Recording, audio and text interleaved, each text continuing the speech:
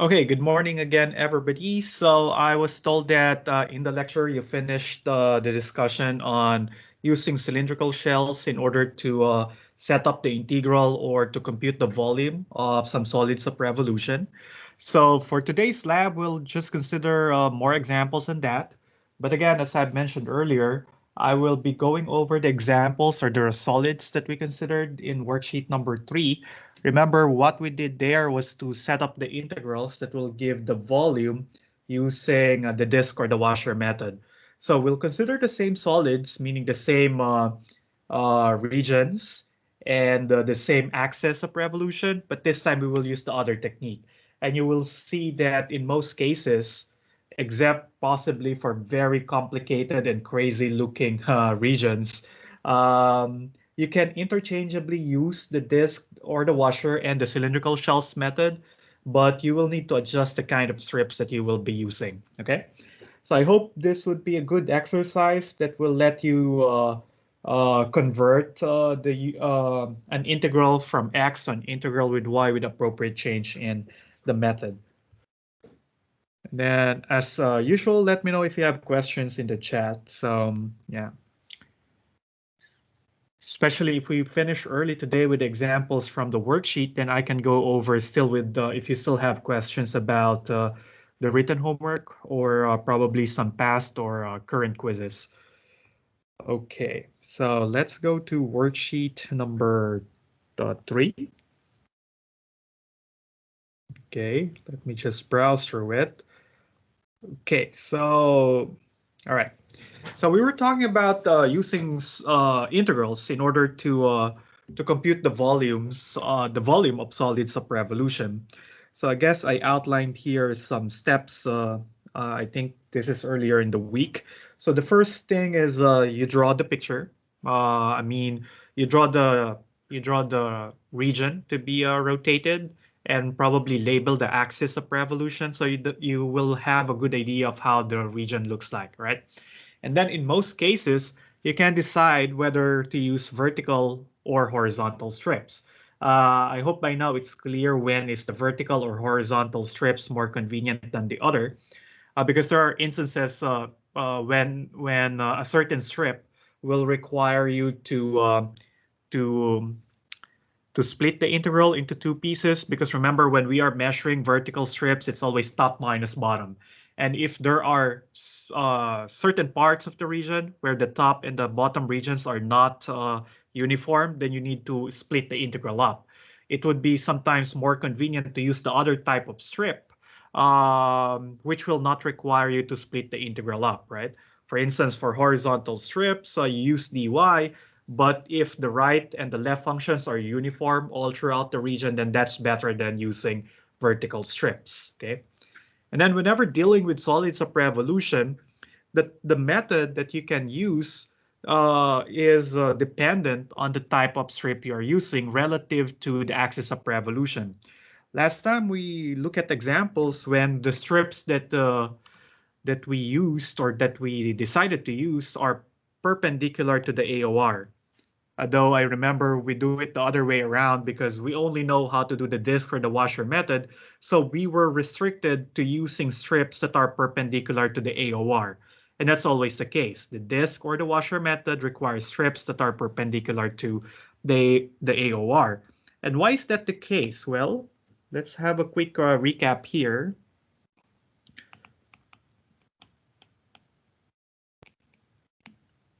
So say we have this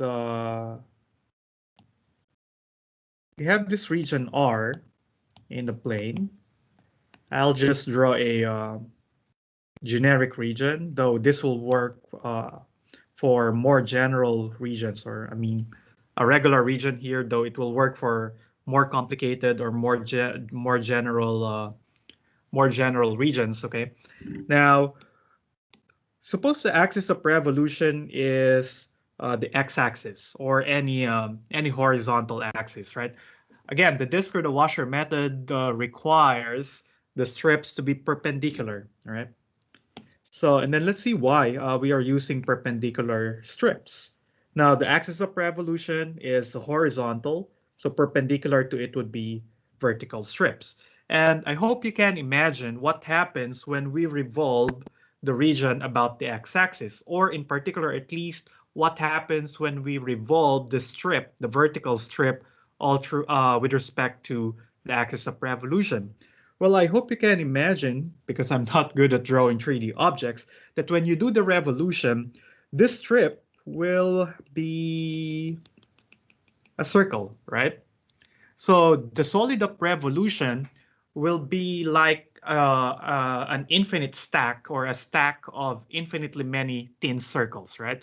And that's why for the disk method, the formula for the integral, because the general idea here is that the integrand would be the area of the cross sections, right? With respect to some variables. So for in this case, my variable is x.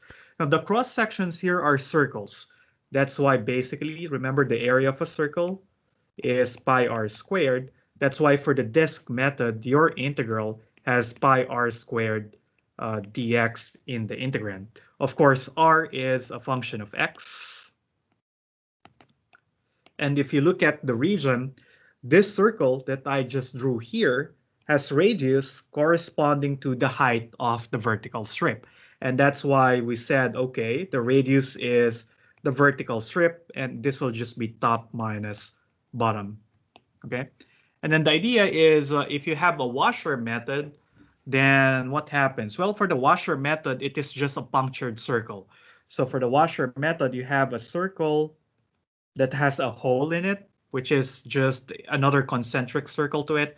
That's why we take the area of the big circle. That's why you have pi big radius squared minus, because there is a hollow region, or there would be empty space in the resulting solid, but the volume of that empty space is characterized by that smaller radius, right? So that's why sometimes we will have pi little r squared, which is the area of the smaller circle. And that's why our formula, whenever using the washer method, reduces to pi times outer radius squared minus inner radius squared. And I hope last time we had sufficient example for these cases. So for today, we'll be talking about cylindrical shells.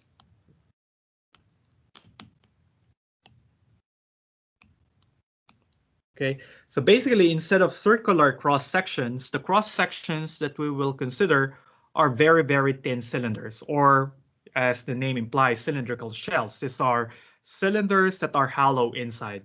So let's see how this method works. Again, if I consider, okay, if I consider this region, okay, as my as the source for the solid, let's call it the region R, and say my axis of revolution is still the x-axis, for instance, right? Well, the cylindrical shell method requires strips that are parallel. So I'm going to use the double line to stand for parallelism. So strips that are parallel to the AOR. So this tells us that we cannot just simply say, I'm going to use cylindrical shells with horizontal strips. That would be wrong, because you need to make sure that the strips you're using are parallel to the axis of revolution. So here in my illustration here, the axis of revolution is horizontal. So that means the strips that I'm using should also be horizontals. Should be horizontal. So here I will be using horizontal strips. And I hope by now you know that when you're using horizontal strips, the variable of integration should be y. All right. So now the volume here would be an integral with respect to y, okay, in general terms. And then here we need to bound the y values. So let's look at the figure. When does it end and when does it start? Well, the region starts here at, let's call it C, but this is the origin, but in general, that could be any number C. And then the ending value here, let's call it D. So the integral will go from C to D. Remember, I'm bounding the y values. And then in the integrand, we will have the area of the cross sections, right? But imagine what happens when the region R is rotated about the axis of revolution. Or in particular, at least let's visualize what happens to the horizontal strip as it is being rotated about the x-axis. Well, I hope you can imagine that if that is the case, then what will be formed by this horizontal strip are actually cylinders. I hope I drew the cylinder well. But each horizontal strip will correspond to a cylindrical shell or an empty cylinder, right? And that's why you can imagine the solid to be formed by infinitely many concentric cylindrical shells that are put inside of each other, okay? And that's why basically, since there would be infinitely many of such very, very thin cylindrical shells, then instead of taking a summation of the surface area of those cylindrical shells, we're taking the integrals, right? Now, if you remember, what is the surface area of a cylinder? So the surface area of a cylinder is equal to 2 pi radius times height. So that means for cylindrical shells method, we need to determine what is the radius of each of the cylindrical shells and what is the height of those shells, okay? Now, if we look at the figure, the radius of the cylindrical shells is basically this length, right? So let me use another color. So this would be the radius of the cylindrical shell. Now, how long is that how long is that radius? Well, whenever measuring something from the x-axis upward, that will always be y units. Okay. Again, always remember, whenever measuring something from the x-axis upward, that will be always y units. So in this particular case, the radius would be y units. And that's perfectly fine because I'm integrating with respect to y, so I'm free to use the variable y inside the integral. All right. And then aside from the radius, we should also determine the height of the cylinders, okay? Now, what's the height of the cylinder? Well, the height of the cylinder is this, right? But you will notice that this height of the cylinder is nothing more but the length of the horizontal strip. And remember how we compute the length of a horizontal strip? It's always right function minus left function, right? But always remember, since we are integrating with respect to the variable y, then everything in the integrand should have the variable y. Okay? Now, let's see. Okay. Now, let's look at a couple of examples. I see there are questions in the chat. Maybe I'll address them later. Let me just see. And they are volume questions. So basically, I think we can look at them later as we finish answering some easy examples first, okay? By the way, I'm looking at the question you sent, Muriel. It's fine if it's sideways, but my problem is I cannot read the problem. So if you can send it in a more in a higher resolution. Yeah, it's a little bit blurry when I zoom in. Okay. Right. So while waiting for that, let's consider some quick examples. So again, these are from worksheet number 3. We'll just continue working on them. We consider the same regions and the same axis of revolution. So for instance, let's do 15A. So we have the function or the region bounded on the first quadrant by y equals 8x and y equals x cubed. And we will consider this for axis of revolution, but this time use cylindrical shells. Because last time, I guess, we completed the setup for the method of disks or washers, right? So let's go problem A first. Let's use cylindrical shells method. Let me just copy the figure.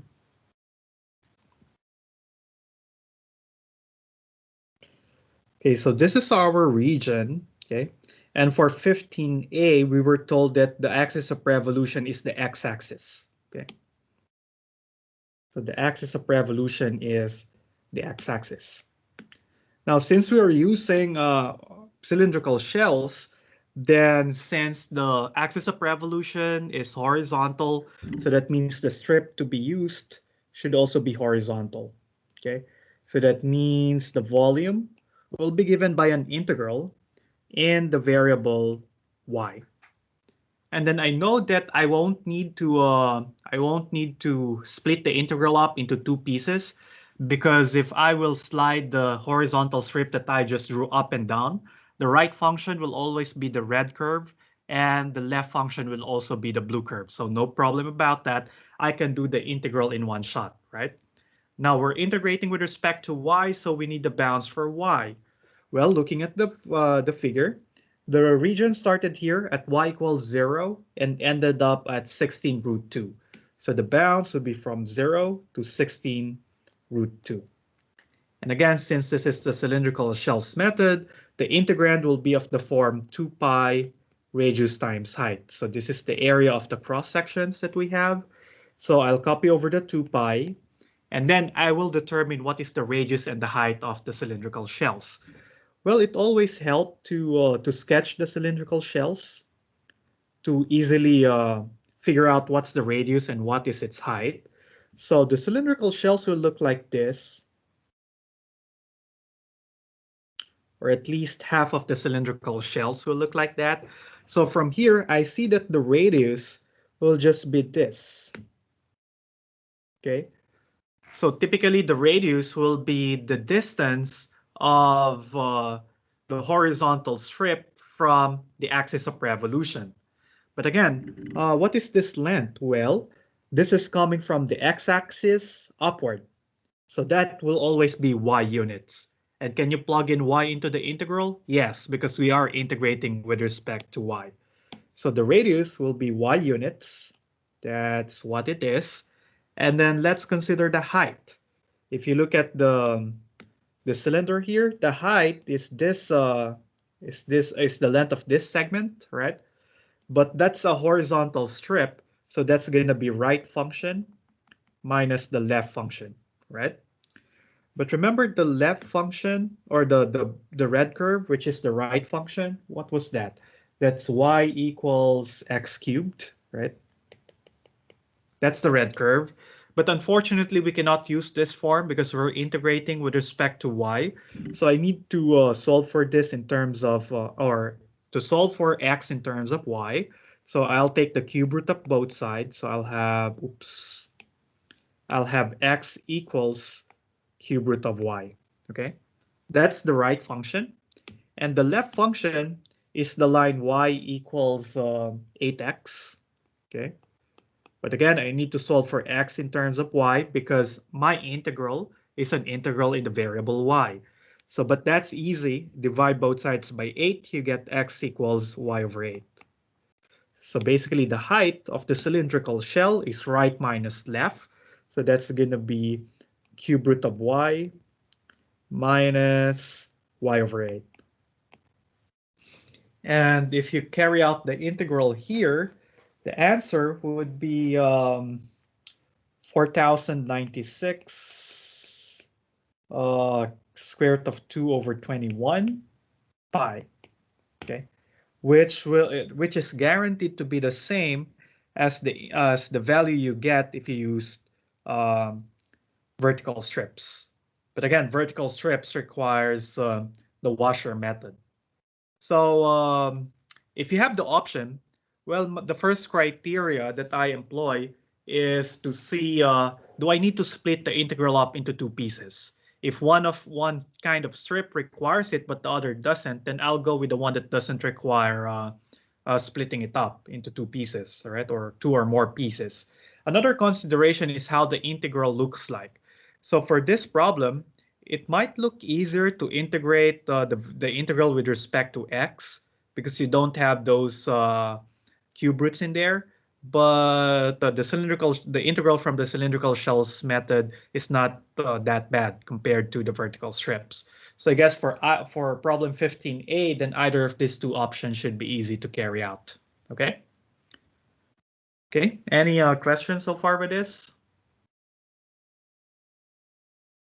Is it clear? Is this making sense? And I always find it helpful to draw the cylinders, or at least half of the cylindrical shells, so I know exactly how to measure the radius and the height. Okay, because for complicated for axis of revolution that doesn't lie exactly on the coordinate axis, or that is right next to the boundary of the region, calculating them might take some time, right? So, or might be hard to figure out. So let's see. Let's try problem B. For problem B, we still have the same region, but the axis of revolution is the y-axis, right? So here, the axis of revolution is the y-axis. Okay. So if that's the axis of revolution, if we insist on using the cylindrical shells method, then I should pick strips that are parallel to the axis of revolution. The AOR is vertical, so we will use vertical strips. And using vertical strips calls for the variable x, okay? So I'm fine having the blue function expressed as y equals 8x and the red function expressed as x cubed, okay? And then look at this strip. If you slide the vertical strip to the left and to the right, the blue curve is always on top and the red curve is always at the bottom. So there's no need to split the integral up into pieces, right? Because the top and the bottom function are uniform all throughout the region. So let's let's compute the volume using a single integral. And then what would be the bounds? We are working with a variable x. So the bounds should be with respect to the variable x.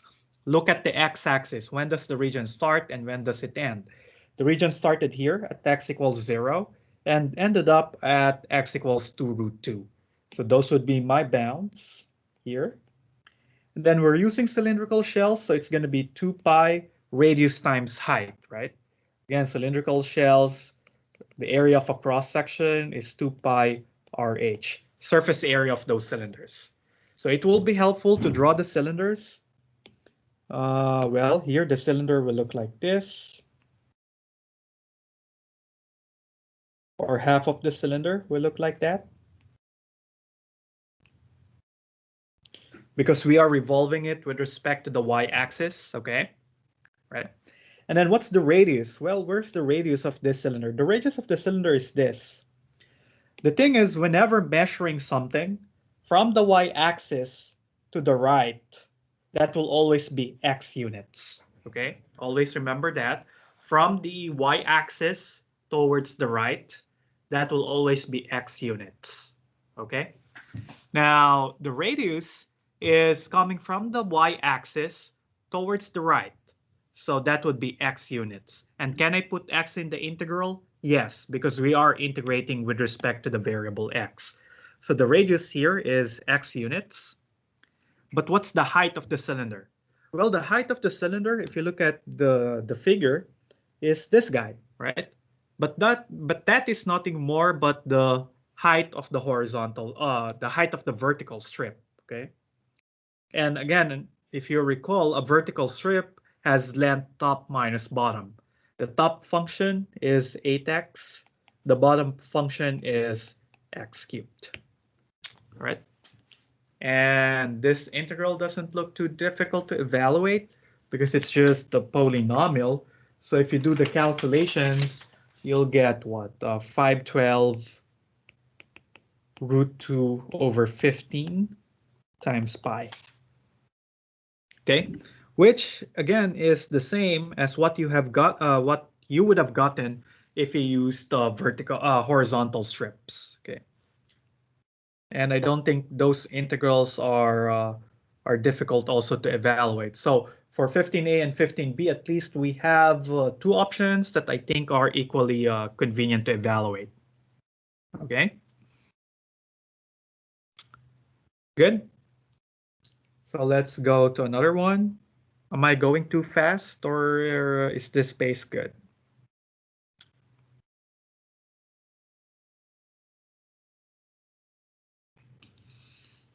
Okay, so how about the others? I just see Muriel, Herson, and Michael interacting in the chat.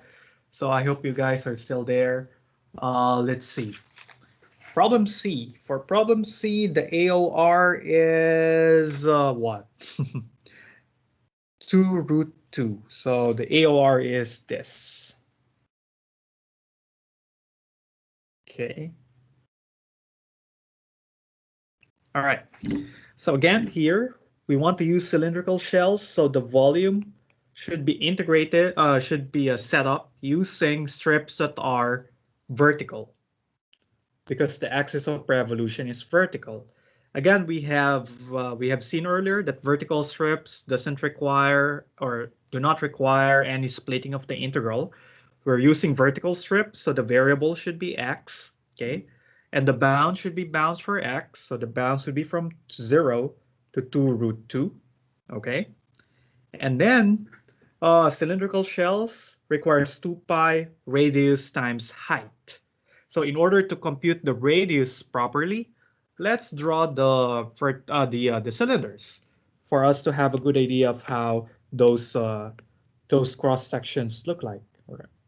So a typical cylinder or a typical cylindrical shell will look like this. So the radius of the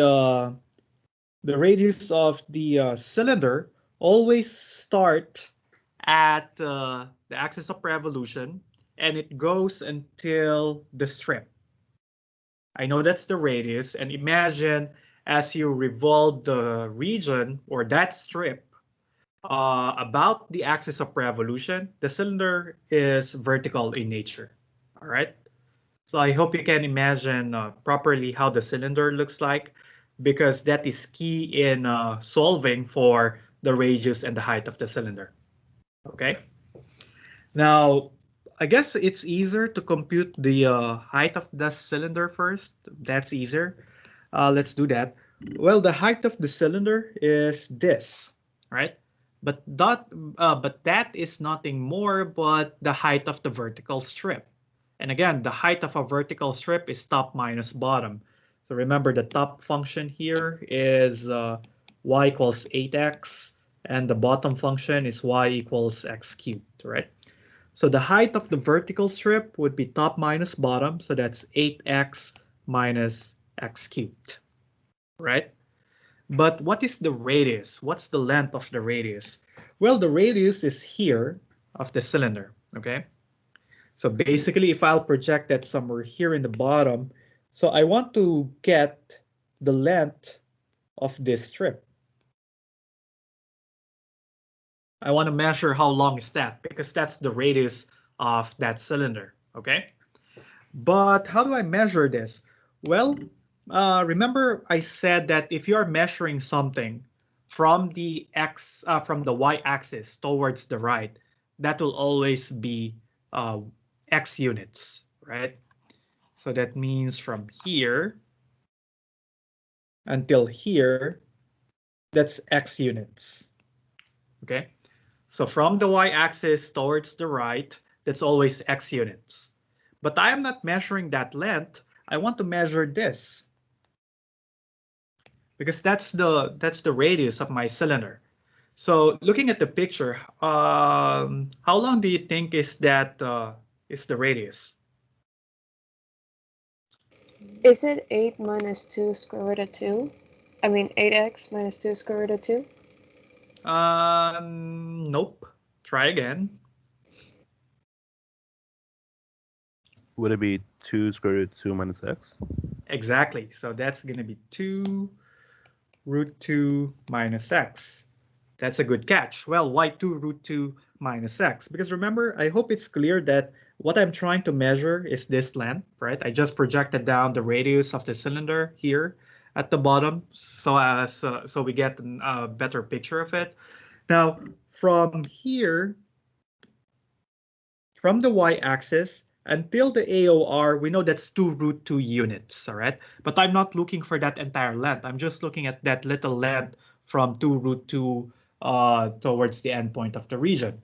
Well, I mentioned earlier that coming from the y-axis towards an arbitrary point to the right is always x units. So basically, from the figure, I see that radius is 2 root 2 minus x. The difference between the entire length, which is 2 root 2, and x, which goes from the y-axis towards the right. So basically, this remainder here is 2 root 2 minus x. And that would be the radius. Okay? Do you guys get it? Or are you trying to absorb it now? That's why I mentioned that drawing a picture of how the cylinders look like would be helpful in order to calculate this length properly. Because other than that, I can offer you a formula, but I want you to understand how this is computed, rather than forcing you to memorize some silly formulas that you might forget in the future. And actually, to tell you frankly, I'm very bad at formulas. So even until now, I use these figures. Even I had been teaching for more than 10 years now. But the thing here is I still go back to the figures because I cannot remember those formulas. Okay, so let's see some more examples. Hopefully they will give us other interesting cases. Let's do problem D. Okay. Oh yeah, I can go ahead with that again, Muriel. So let's see. It's probably some of your classmates are also digesting this. Okay. So basically, let me just project this region over here. So you have that line, you have that, then we have this. Okay. And this is our axis of revolution. Okay. And then I draw a cylinder. Well, we know that we're using vertical strips. And then the cylinder, the radius of the cylinder will go from the AOR towards the end of the strip. So my cylindrical shells will look like this. Okay. Now I need to find the radius. Well, the radius is this length. Okay. Now, how do I measure that? Well, I know that from here until the AOR is 2 root 2 units in length, right? Because the AOR is x equals 2 root 2. So the entire length from the y-axis towards the AOR is 2 root 2. But also, I know that from here, from the y-axis, from the y-axis towards an arbitrary point to the right is always x units. So from here until here, that's x units. But remember what I am measuring. I am measuring this length over here. I know from here until here, that's automatically 2 root 2. From here until here, that's x units. But I'm looking for this, so I need to subtract the longer length, 2 root 2, by x. Okay?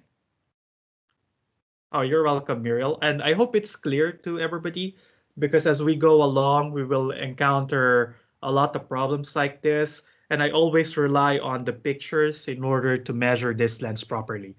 But the convention that you should remember here is from the y-axis towards the right, that's always x units. From the x-axis going upward, that's always y units. Okay? Okay, let's try problem D. And I think this will give us another interesting case. For problem D, the axis of revolution is the line y equals -1. So here the axis of revolution is here.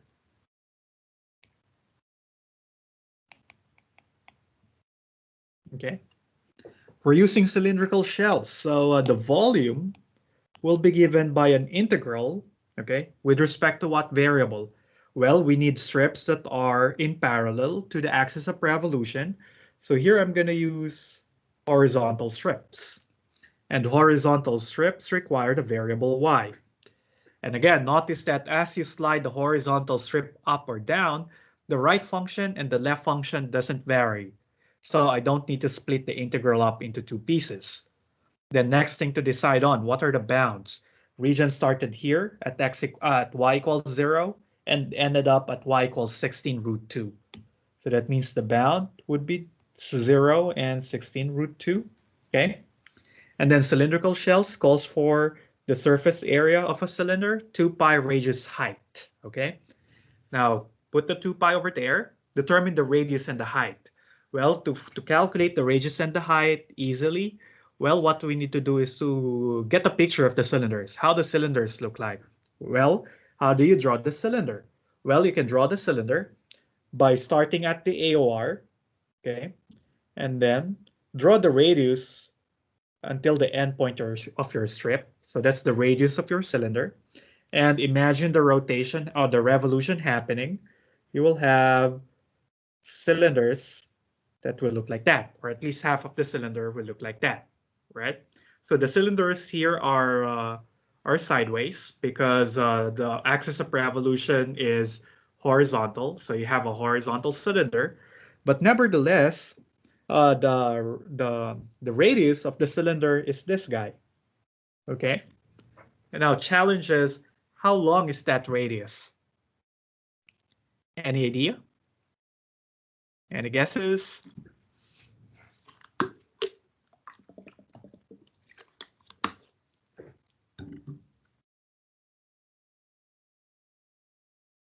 Come on, guys. Don't be shy. There's no penalty for wrong guesses. Is it like the bottom thing minus the -1 or something like that? I know it's from the bottom curve to -1. Uh-huh.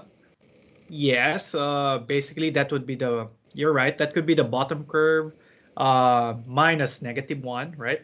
But the problem there is the bottom curve is what? The bottom curve is y equals x cubed, but we cannot put x cubed into the integrand because the variable is y.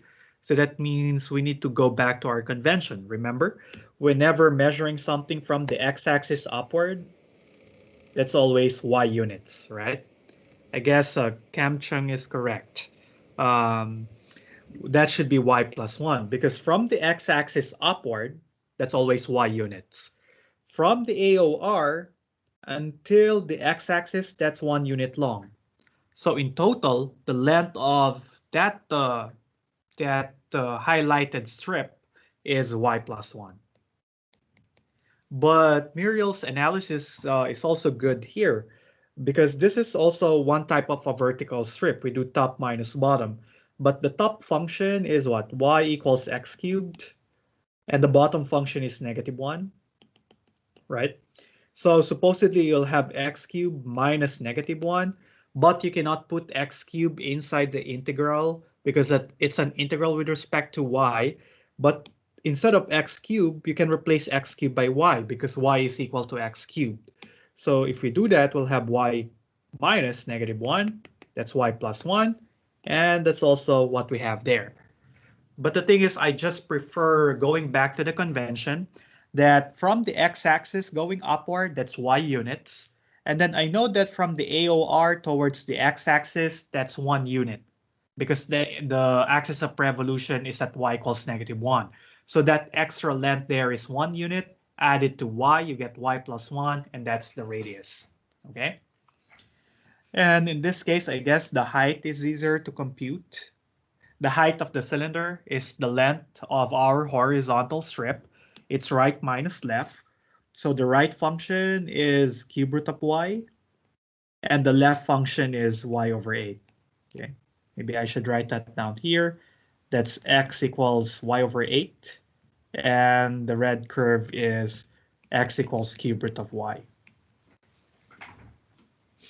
Okay, does that make sense?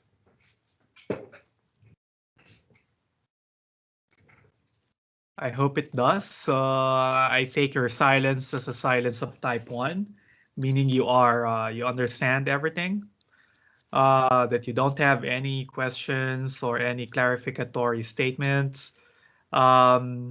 I hope it's not a silence of type 2. Remember, silence of type 2 is you don't understand anything at all, thus you cannot construct any sensible question. So I hope it's a silence of type 1. So I guess there are 3 more problems here in the worksheet. And we still have lots of time. Sorry, we only have 9 minutes. So probably I'll go over the questions that were sent in the chat. And then if we still have time, let's go over problem 16 to 18. But I guess Muriel's and who's the other one? Michael's question are related to what we're talking about. So let's see.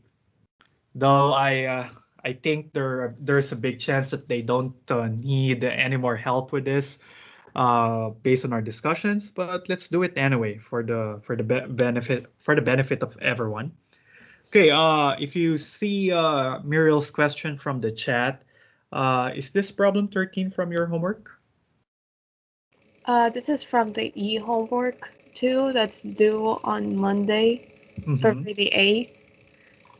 Okay, that's fine. So here are the curves bounding the region.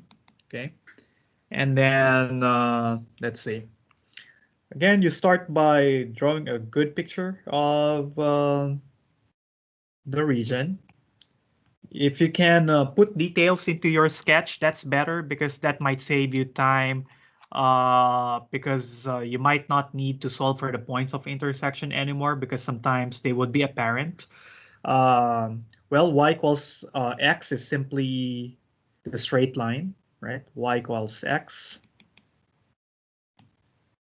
And then y equals x cubed is just this, right? And x equals 0. X equals 0 is the y-axis. So basically you will, let's see.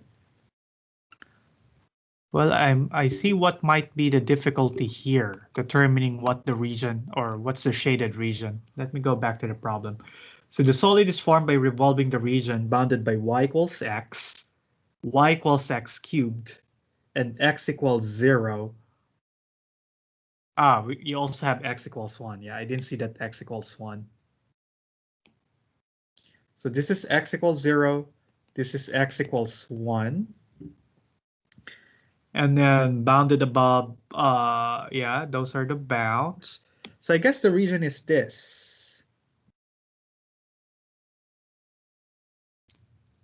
Though they could have just said y equals x cubed, and over the interval 0 to 1.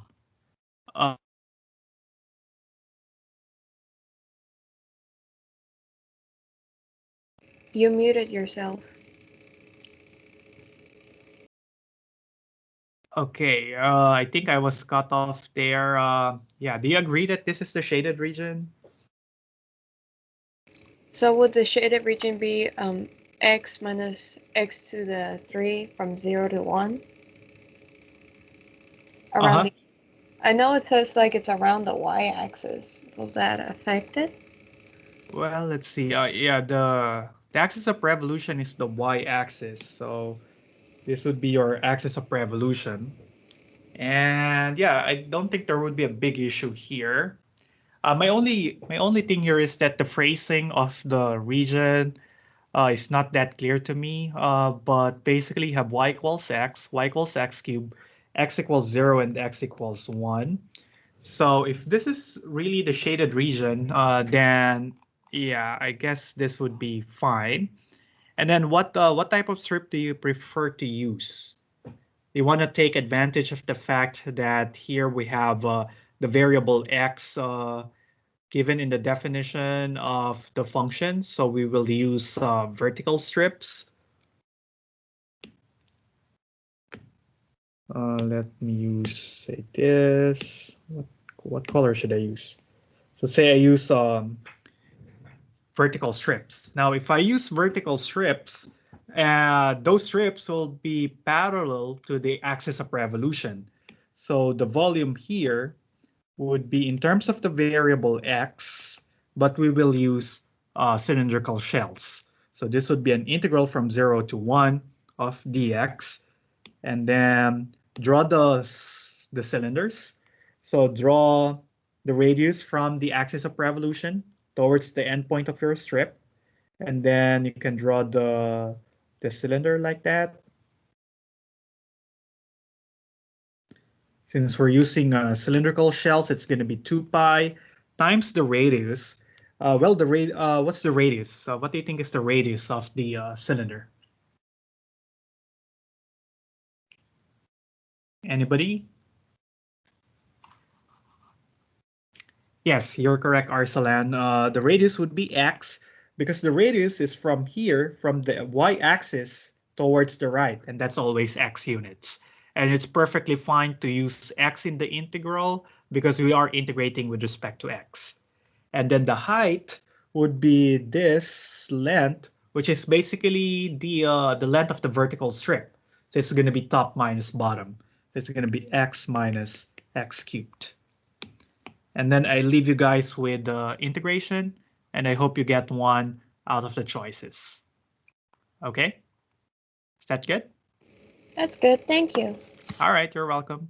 Then we still have time for Michael's question. Oh, by the way, I won't include the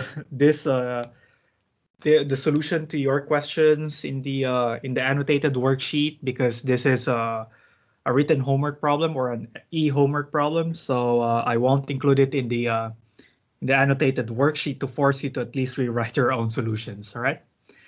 Now for Michael's question, the region is bounded by y equals 3 root x, x plus y equals 10, and y equals 2. Okay.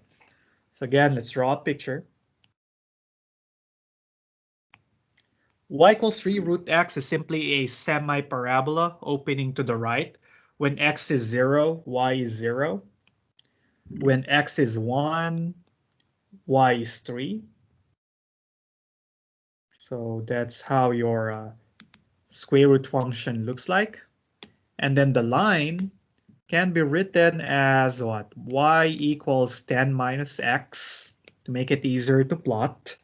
And then when x is 8,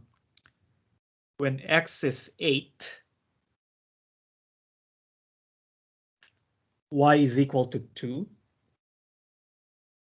So here I'm just giving arbitrary values for x and y because I only need 2 points to determine the line. And then when x is 0, y is 10. So my figure is not drawn to scale. So basically we have that, okay?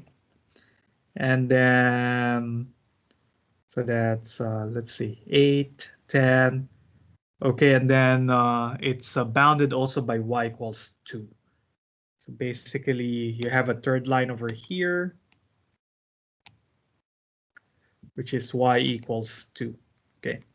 And then we look for the region bounded by these 3 curves. Well, these 3 curves only produce this bounded region. Okay, and then we want to revolve it around the x-axis. So the AOR is the x-axis. Okay. Now, what type of strip do we want to use? Well, if I will use vertical strips, then a vertical strip will look like this. And if I will eventually compute for its length, it would be top minus bottom. So it's going to be the black curve minus the pink curve, right? But if my vertical strip is over here, I will have a red minus pink. So that means I need to split the integral up into 2 pieces. Well, you can do that, but I will try to use horizontal strips instead. Because if I will use horizontal strips, a typical horizontal strip will look like that. And that horizontal strip will not require us to split the integral up because the right function is always the red line and the left function is always a black curve. So I will prefer using horizontal strips here. But horizontal strips require the variable y, and I don't think that would be hard. Okay, and then horizontal strips are parallel to the axis of revolution, so I'm expecting to use the method of cylinders, which we can do now, all right? But before that, I forgot to determine what are the bounds for the integral. The bounds would be bounds for y. When does the region start and when does it end with respect to the y-axis? Well, if you look at this, the region started at y equals 2. So that's my lower bound. And it ended up here at the point of intersection. Well, I don't know the point of intersection yet, but I can do so by putting those two curves equal to each other. Well, the black curve is 3 root x.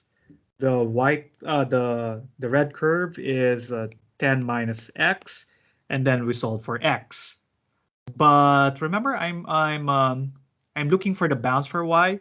So you can compute this. What you'll get is an x value, and then you need to plug that x value into either equation to get the corresponding y value. But instead of doing that, I'll do this trick, right? Because I'm integrating with respect to y, so I need the functions to be expressed in terms of y anyway. So if I have y equals 3 root x, I can solve for x by squaring both sides. So I get y squared equals 9x, and then I'll get x equals y squared over 9. And then for the red line, I can have x equals 10 minus y. Okay, and then I'll put these two guys equal to each other. So I'll have y squared over 9 equals 10 minus y to find the points of intersection. So if I multiply both sides by 9, I get y squared equals 90 minus 9y. So I have y squared plus 9y minus 90 equals 0. Okay. So I hope I'm doing the arithmetic right here. And then I can factor this as y plus 10 and y minus 1 equals 0. So that means y is either negative 10 or positive 1. But here we see that, okay, so this should be at positive 1. Oh, is that correct? Y is equal to 1.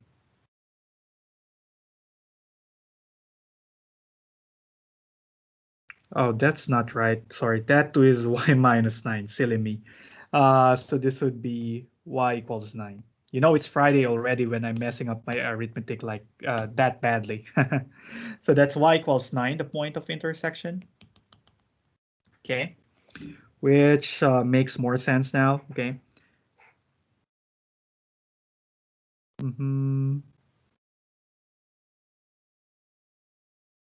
Or is it correct? Let me see. Okay, minus 90, and that's gonna be... Oh, that's a wrong factoring. Minus 99y. Yeah, this is a wrong factoring. Sorry about that, guys. What's the right factors here? Can we factor this? Let me see. Yeah, I guess Herson is correct. It's a y minus 6. Let's see if this is right. Y plus 15 equals 0. Okay, yeah, I think that's better. Thank you, Herson, for that help. So here we see that y equals minus 15 and y equals 6. Let me just see. 36 over 9, that's 4. 10 minus 6, that's 4. Okay, this is good. Okay, so we see that this is 6. Okay. And this would be 6. So those are the bounds. And then we are using cylindrical shells. So that means cylinders will look like this. Okay. So there would be a 2 pi over here. The radius, oh, what's the radius of the cylinder? The radius of the cylinder would be what? It's going to be y units because it's coming from the x-axis upward. So that's y units. And then the height of the cylinder would be the length of the horizontal strip. So that's going to be right minus left. So that would be 10 minus y. That's the equation of the line minus the equation of the semi-parabola minus y squared over 9. And that would be the integral. Okay? All right. Does that make sense, everybody? Of course, nothing is preventing you from using disk or washer. Yeah, you could also use that. My only apprehension to using disk or washer method is that will require me to have 2 integrals. because that will involve vertical strips. And the vertical strips sometimes has the the black line on top and the pink line on the bottom, and sometimes it has the red function on top and the pink line in the bottom. So you can use a disk or washer method, but you will need two integrals, right? Because computation of the length of the vertical strip will be different across two subregions of subregions here. Okay, and I think it's much easier to use horizontal strips here. Okay. All right. So unfortunately, we're out of time for today. I hope that helped. What I'll do, guys, is to include the solutions to problems 16 to 18 using cylindrical shells in the annotated worksheet that I will upload later. And I guess that completes worksheet number 3. Again, though the solutions will be all available to you guys, I hope you take time to try to practice on it and then check your answer with the one on the annotated worksheet, all right? Okay, so that's it from me today. So hope to see you guys again on Monday, and have a good weekend, everybody. Goodbye. Real quick. Oh, sure. Can you scroll into the last one? The one that you were doing? This one? Yeah. For the radius, Uh-huh. isn't it, are we ignoring the y equals 2 line? Well, the y equals 2 line, yes. We are ignoring it because it doesn't matter, because all you need to measure is how long or how far is the strip from the AOR. Because a typical cylinder doesn't see y equals 2. The only place where the region butters about y equals 2 is in the bounds, right? So, but basically, it's that doesn't care, or that is not used in determining the radius, because the radius will be coming from the x-axis upward, so that's always y units. But we already knew that the region will start only at y equals 2, so that's the only consideration of y equals 2. Okay, thank you. All right. Okay, goodbye, everybody.